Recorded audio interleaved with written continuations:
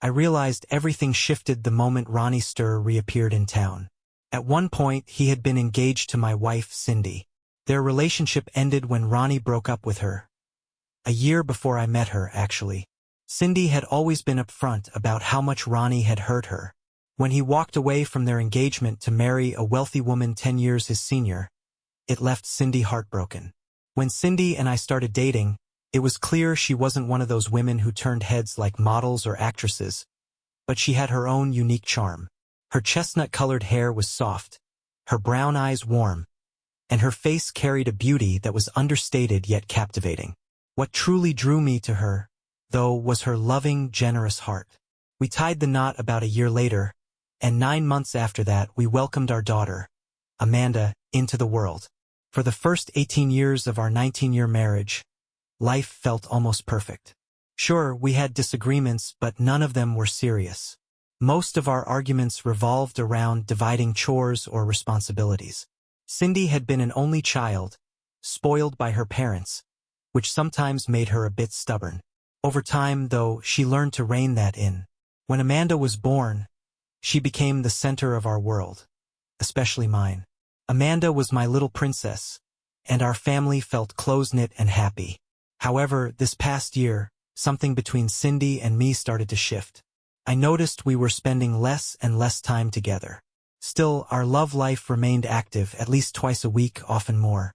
Cindy seemed happiest when we were in each other's arms, and I never doubted that she loved me. I loved her too, but the fire and passion we once had mellowed into something softer. It was like we were a pair of old, comfortable shoes, worn in but perfectly suited to each other. Despite that, I cherished the life we had built together. When Amanda graduated high school, Cindy's behavior began to change even more dramatically. As Amanda's departure for college loomed closer, Cindy seemed increasingly anxious, almost on the verge of falling apart. Her uneasiness became impossible to ignore. By then, I was working as the chief of detectives in the sheriff's department, overseeing a team of 32 detectives. It wasn't an overly demanding job since our county didn't see much crime. Cindy, on the other hand, was still working as a dental hygienist. Things took a turn about a month after Amanda left for college. Ronnie turned up at a barbecue hosted by John and Smee, a couple who were closer friends with Cindy than with me. John and I got along well enough. He owned a security company, and we often had work-related topics to chat about. What I didn't know was that Ronnie would be there. Cindy, of course, knew.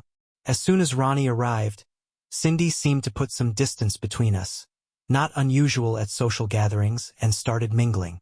About an hour later, I went to find her and saw her sitting on the porch with Ronnie. As I approached, I noticed Cindy's neck had turned a faint shade of red, a telltale sign she was up to something I wouldn't like. She quickly introduced me to Ronnie, but my gut tightened. As a cop, you learn to trust your instincts, and mine was screaming that this was bad news. Cindy tried to act casual, pretending to be surprised by his presence. She claimed they were just catching up and reminiscing, but her flushed neck betrayed her. I decided not to overreact. In my line of work, I dealt with plenty of unpleasant situations, and staying calm under pressure was a necessity, though not always easy.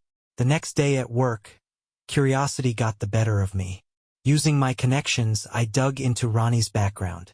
His wife had passed away from cancer about a year ago. Surprisingly, he had a spotless record, not even a speeding ticket.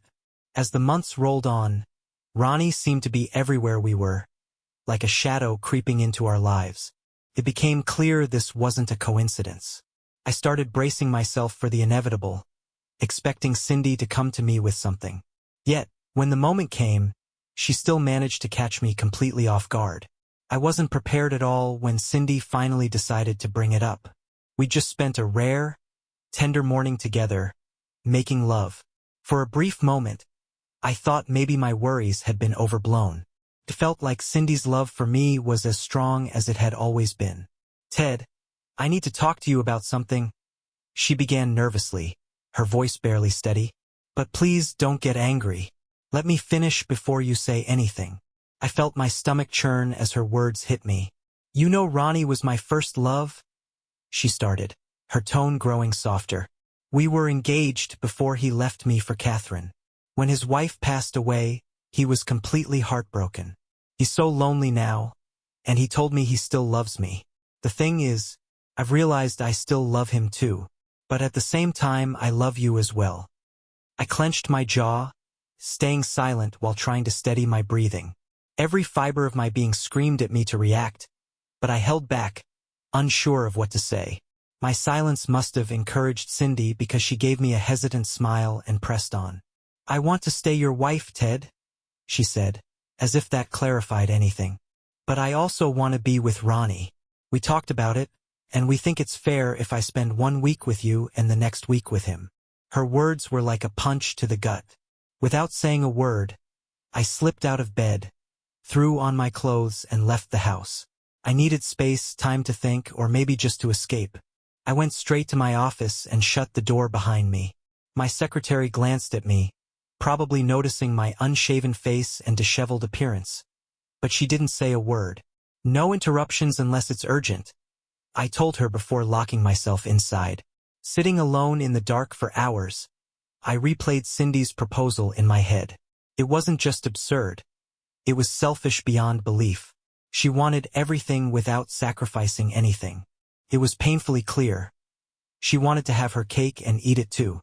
But that wasn't going to happen. She had to choose. By 5 o'clock, I finally dragged myself home, still furious. The sight of Ronnie's car parked in my driveway only made things worse. I forced myself to stay composed, relying on every ounce of training I'd had as a police officer to keep my cool. But honestly, nothing in my career could have prepared me for this. Inside, I found them sitting together in the living room. Cindy jumped up the moment she saw me, her expression nervous but hopeful. She approached to kiss me, but I stepped back, refusing her gesture. The hurt in her eyes was unmistakable, but I couldn't bring myself to care. "We need to talk about this," Cindy said, her voice trembling. "There's nothing to talk about," I replied sharply. "You either choose him or you choose me. You can't have both." Ronnie, looking uncomfortable but still smug, decided to chime in.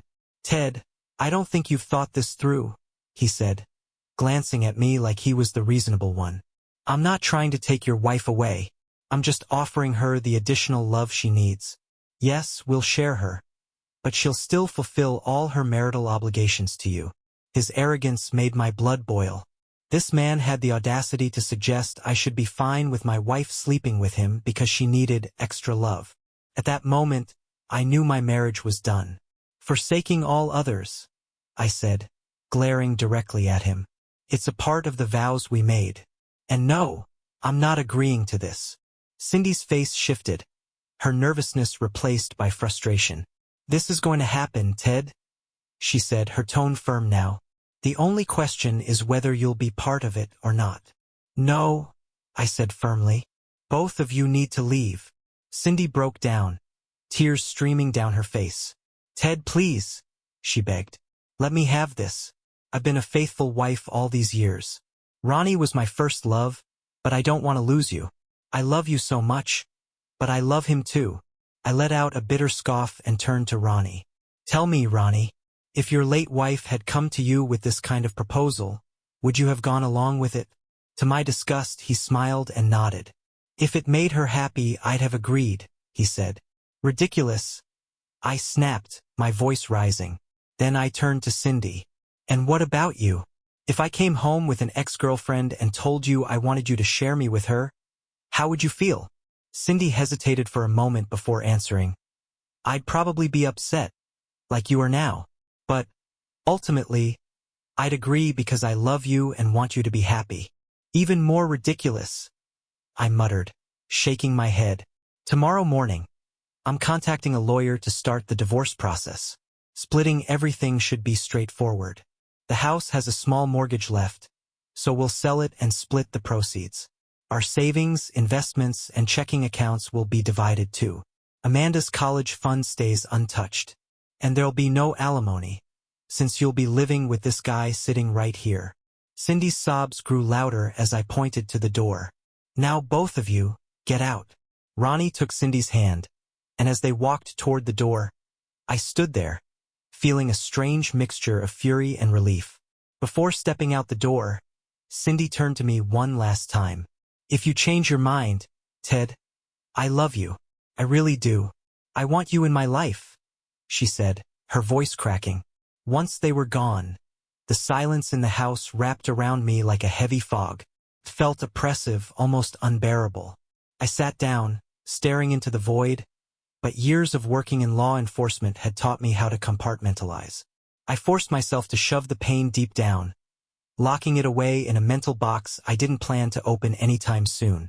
I retreated to my office, grabbed a notebook, and started jotting down everything I needed to address. First on the list was finding a lawyer. One name immediately came to mind: Sally Leon. Her reputation preceded her. She was a powerhouse in divorce cases, known for eviscerating opponents in court. Over the years, we'd crossed paths professionally, and I'd even helped her out on occasion. I knew she'd fight tooth and nail for me. As I worked through my list, I realized there was one thing I hadn't done yet: call Amanda. My stomach churned at the thought of telling my daughter what her mother had done. When I finally dialed her number, her reaction shattered me. It took several minutes for Amanda to calm down enough for me to even understand her. "That cheating witch did this to you, Dad?" she spat, her voice seething with anger. "All these years you've been nothing but good to her, to us, and this is how she repays you." "Amanda," I said as gently as I could, "I understand you're upset, and I won't deny that what Cindy did hurt me deeply, but she's still your mother. She loves you unconditionally. Don't let this destroy your relationship with her. If you cut her off, we all lose." Amanda hesitated before asking, "What if she calls me? What am I supposed to do?" "If she does, please don't answer for a few days," I said, almost pleading. "Just promise me that." Reluctantly, she agreed. Later that night, Cindy called me, her voice thick with worry. "Ted, I've been trying to reach Amanda all day. She won't answer my calls. Did you tell her not to talk to me?" I sighed. "I spoke to her, yes. She's upset, Cindy. She needs time to process everything before she talks to either of us." "I knew it," Cindy snapped. "You turned her against me, didn't you? You painted me as some kind of monster." "Cindy," I said, keeping my voice steady, "you don't need me to paint anything. The truth speaks for itself. Her mother wants her father to agree to something no husband should ever accept. That's all she needs to know." Cindy burst into tears. "Please, Ted, don't do this. It's killing me that you're pushing me out of your life. I love you so much. Can't you compromise with me? Just a little?" "There's nothing left to compromise on, Cindy," I replied before hanging up. The next week, I took time off work to focus on sorting everything out, but the nights were brutal. Lying in bed alone was a kind of torment I hadn't anticipated. Every morning, I'd wake up and instinctively reach for Cindy, only to be hit by the crushing reminder of why she wasn't there. One of the first things I did was call Sally Leon. But to my annoyance, she informed me that Ronnie had already contacted her. "That sneaky bastard," I muttered. "He must have done his homework and tried to hire the best." Sally chuckled. "Ted, I told him I couldn't take his case because you'd already retained me." I exhaled in relief. "Thank you, Sally. I really appreciate that." "Ted, most men in this town think I'm the enemy," she said, her tone softening. "But you've always treated me with respect. You've even helped me out when I needed it. I'd never go against you. Thanks again, Sally. I'll make sure your fee isn't an issue." "Good," she replied, laughing lightly. "I've got to keep the lights on, you know?" Despite my efforts to mediate, Amanda's eventual conversation with Cindy didn't go well. Both of them told me it devolved into a shouting match, with cruel words flying back and forth. Cindy called me afterward, nearly hysterical. "She hates me, Ted. She said she never wants to see me again." "I've lost her forever," Cindy sobbed. "I'll talk to her," I promised, though I knew it wouldn't be easy. But when I finally did speak to Amanda, she was as furious as ever. "I meant what I said, Dad. I want nothing to do with her. She's dead to me." Amanda had made it clear. Cindy would not be welcome at her graduation or her wedding, and if she ever had children, Cindy would never meet them. Suddenly, Cindy's distraught calls made sense. She wasn't just losing her husband. She was losing her daughter and her future as a part of Amanda's life. The calls from Cindy didn't stop until the day of the divorce. She begged, pleaded, and tried to convince me to accept her ridiculous plan. But my answer never changed. After the divorce, the calls ceased, and I focused on moving forward with my life. Thank goodness for my job as the chief of detectives. My schedule was flexible enough to let me dive deep into the work. Over the next 6 months, I became more hands-on, mentoring younger detectives and helping them avoid obvious dead ends. My efforts paid off in ways I hadn't anticipated. By re-examining old files, we solved a long-forgotten murder case. The victim's ex-boyfriend had been the culprit all along. The evidence had been sitting there for years, overlooked until now. Solving that case earned me a commendation and a nice salary bump, which was a bright spot in an otherwise challenging time. Meanwhile, Cindy and Ronnie tied the knot about a month after our divorce. They approached me, wanting to buy my half of the house. The thought of Ronnie living in my home made my stomach turn, so I refused. That didn't sit well with Ronnie, who threatened to take me to court to force the sale. Go ahead, I told him flatly. Let's see how far you get. I had connections with every appraiser in town, and when I explained the situation, they were more than happy to help. The appraisals came back with absurdly high valuations, far more than the house was worth. Ronnie, however, didn't seem to care. He paid the inflated price without batting an eye. Though his smugness infuriated me, the outcome worked in my favor. The money I made from the sale was much more than I'd ever expected. The divorce itself also turned out better than I anticipated, all thanks to Sally. Her meticulous analysis uncovered something I hadn't even considered. The down payment on the house had come from an inheritance from my grandfather. Since it wasn't marital property, I ended up receiving 75% of the sale proceeds. With that money, I bought a condo close to work, paying for it outright. Life carried on, but the hurt lingered. After all those years with Cindy, it still stung that she decided I wasn't enough. I tried dipping my toes into the dating pool, but it was a disaster. Most of the women I met came with more baggage than an airport carousel. Some were outright terrifying, and nearly all of them seemed desperate to get married. I, on the other hand, had no interest in walking down that road again. 8 months after Cindy and Ronnie's wedding, I was having dinner at a restaurant when Cindy unexpectedly sat down at my table. I hadn't even realized she and Ronnie were there until that moment. "Hi, Ted," she said softly. I glanced across the room and spotted Ronnie at another table, studying the menu. "Hello, Cindy," I replied, forcing a small smile. "How are you?" "I miss you every single day," she said, placing her hand on mine. "I still love you so much. If you ever find it in your heart to accept Ronnie, I'd come back to you in a heartbeat." At first, I considered pulling my hand away and telling her to leave. But then, a devious idea formed in my mind. I'd need to run it by Amanda first, but it might be the perfect way to deal with Ronnie. "I miss you too, Cindy," I said truthfully. "It's hard waking up alone. But you're married now. By the way, I think your husband is wondering what's going on." Cindy glanced at Ronnie, who was glaring at her with a "what the hell" look. She nodded at him and stood up. But before leaving, she whispered, "Remember, I still love you." That evening, I called Amanda and explained my plan. At first, she was horrified, accusing me of giving in to Cindy's manipulation. But when I laid out my reasoning, Amanda couldn't stop giggling. The giggles turned into full-blown laughter. "That's absolutely brilliant, Dad," she said. "You have to do it." With Amanda's blessing, I called Cindy the next day. I told her I'd been thinking about our conversation and wanted to talk with her and Ronnie. Cindy was thrilled and eagerly agreed. We arranged to meet at our old house at 7 p.m. I arrived at exactly 7 p.m. Cindy met me at the door and led me into the living room.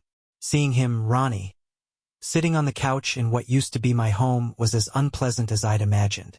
Still, the annoyed expression on his face brought me a flicker of satisfaction. Clearly, Cindy had sprung this meeting on him at the last minute. He glared at me, his eyes shooting daggers, but I pretended not to notice. After pouring us all coffee, Cindy settled herself on the couch, strategically placing herself between me and Ronnie. I didn't waste time. "Cindy," I began, looking directly at her. "What did you mean when you said the offer to share was still on the table?" A wide smile spread across her face. "Yes, absolutely, it's still valid," she said enthusiastically. "I told you. I still love you deeply. I just love Ronnie too." I hesitated for effect, letting out a nervous-sounding sigh. "Well," I said slowly, "if you're okay with it, I'd be willing to agree. I don't have anyone else in my life right now. At least this way I'd have you part of the time. I've been so lonely without you." The words had barely left my mouth before Cindy launched herself at me, kissing me with a fervor we'd never shared during our marriage. "Oh, Ted, you've made me the happiest woman in the world." Ronnie shot to his feet, his face a mix of anger and disbelief. "Hold on a minute," he said sharply. "We haven't discussed this yet." "This is the same thing you suggested," I said, keeping my tone calm as I looked at him. "Yes, but still," Ronnie stammered, clearly flustered. "Cindy, you and I need to talk about this first." Cindy frowned, clearly caught off guard by his reaction. "We've already discussed it," she said, her tone laced with confusion. "When did we discuss this?" Ronnie demanded, his face turning red. "Don't you remember?" Cindy said innocently. "We talked about it before we presented the plan to Ted. You said you were more than willing to share." Ronnie's face turned an even deeper shade of crimson as her words sunk in. He was stunned by his own hypocrisy, and there wasn't much he could say to counter it. Still, he wasn't ready to back down just yet. "I think we still need to talk this over," he muttered, grasping at straws. The irony of Ronnie's situation almost made me laugh, but I managed to hold back. This was his plan, his suggestion, and now that the roles were reversed, he couldn't handle it. I decided to stay out of the drama and let Cindy and Ronnie hash it out. "All right," I said, standing up. "I'll leave and wait to hear from you, Cindy." I leaned in, gave her a kiss, and headed for the door. The moment I got back to my car, I burst into uncontrollable laughter. The tables had turned so perfectly that it felt like poetic justice. Ronnie was squirming like a worm on a hook, and I only wished I could have been a fly on the wall that night. The next day, Cindy called me. "Ronnie's upset," she admitted. "But when I told him I'd leave, he agreed. So we'll go with the plan, 1 week with you, 1 week with him." "Fine by me," I said, barely containing my amusement. "There's one condition, though," Cindy added hesitantly. "Ronnie insists you get tested for STDs before this can happen." "Agreed," I replied smoothly, "but only if both of you get tested too." Cindy didn't argue, though Ronnie was far from happy about it. In the end, all the tests came back clean, and the arrangement was set. The following week, I picked Cindy up. She looked radiant as she came to the door, but Ronnie's expression was murderous. I greeted her warmly, pulled her into a kiss right in front of him, and grabbed her suitcases. As we left, I could feel Ronnie's burning glare on my back, and it only added to my satisfaction. That evening, I pulled out all the stops. I took Cindy to a beautiful restaurant for dinner and then to a dance. She was glowing by the time we returned to my apartment. Once we were alone, the emotion overwhelmed her. "Oh, Ted," she whispered, tears glistening in her eyes. "I've missed you so much. I truly love you more than anything." Her words stirred something in me. Though my feelings for Cindy were complicated, I couldn't deny the pull of the moment. I spent the evening showing her tenderness, care, and attention. I made sure she felt cherished, whispering how beautiful she was and letting my touch convey the affection I'd once held back. "I want to feel close to you," she murmured softly. "It makes me believe you still love me." I didn't answer with words. Instead, I let our shared closeness speak for itself. For that night, we found a harmony we hadn't known before. As Cindy relaxed in my arms, her face lit with joy, I allowed myself to savor the moment, even if I knew it couldn't last. We lay tangled in each other's arms, and before long, I drifted off into a deep sleep, a rare sense of peace washing over me. In the morning, I woke to the gentle touch of her fingers brushing against my skin. Cindy caressed me softly, her warmth igniting a spark of energy for the day ahead. After sharing another tender moment together, she leaned in and kissed me, her lips warm against mine.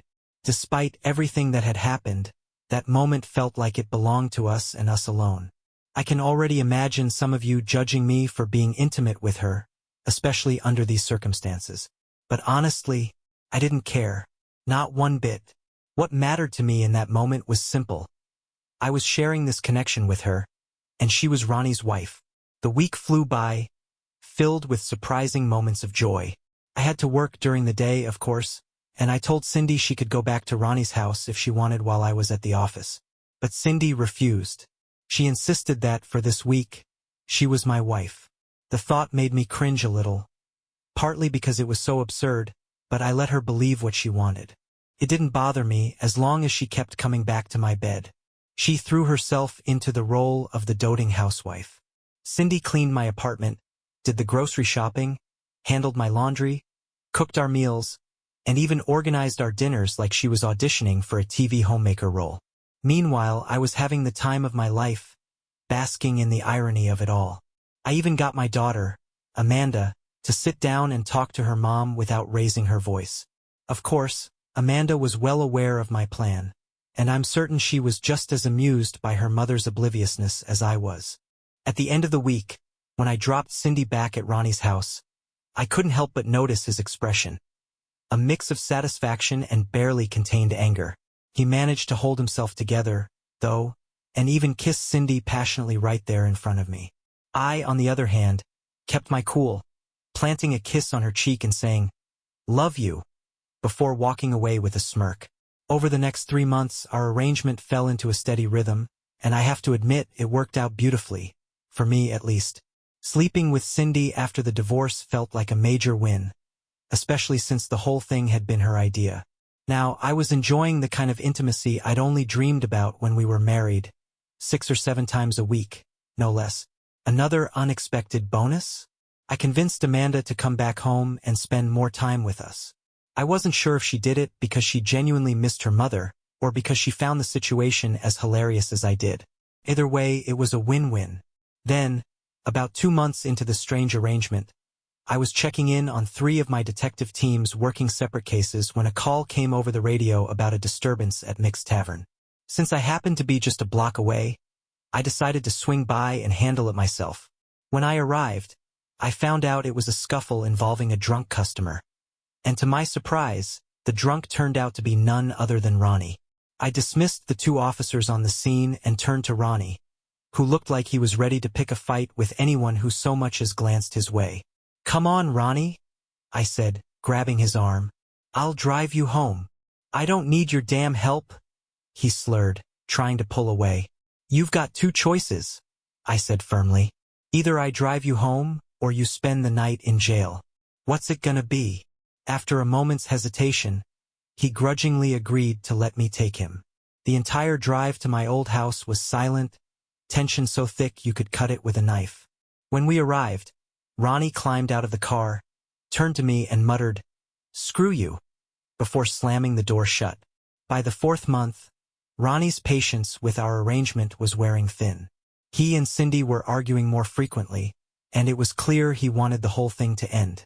Cindy, on the other hand, couldn't understand why he was suddenly so upset. I stayed out of their fights, playing the role of the supportive ex who couldn't stop praising Cindy for how wonderful she was.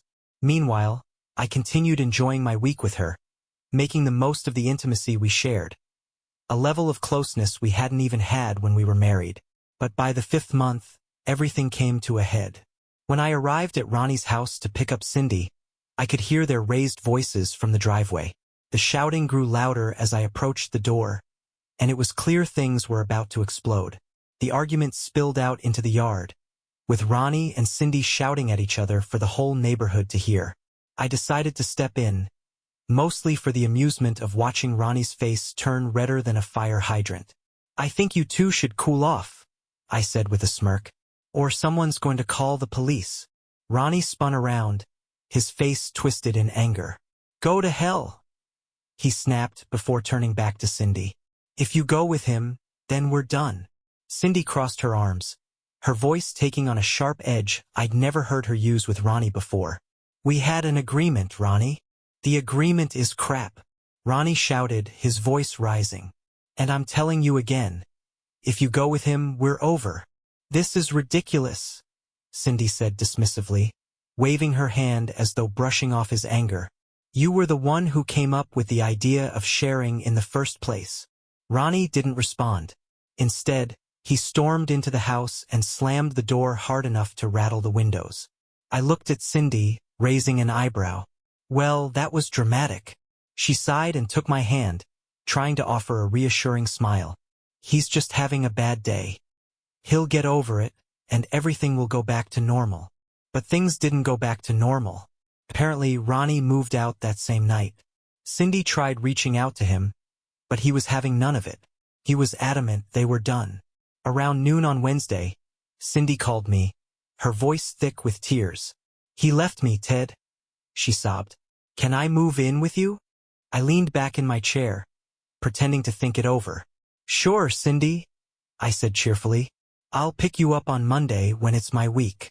But Ronnie's gone, she said, her voice tinged with confusion. I want to come back to you completely. I realize I made a huge mistake. Everything Ronnie said about sharing was just nonsense to drive a wedge between us. I want things to go back to the way they were. I couldn't help the grin spreading across my face, though I kept it out of my voice. Well, you see, Cindy, I began, pretending to sound awkward. You're the one who wanted me to share you. You didn't want me working full-time as your husband, so I've already gotten used to you being just a part-time wife. I don't think Ronnie leaving changes anything. There was silence on the other end of the line, broken only by the sound of Cindy's bitter, uncontrollable sobs.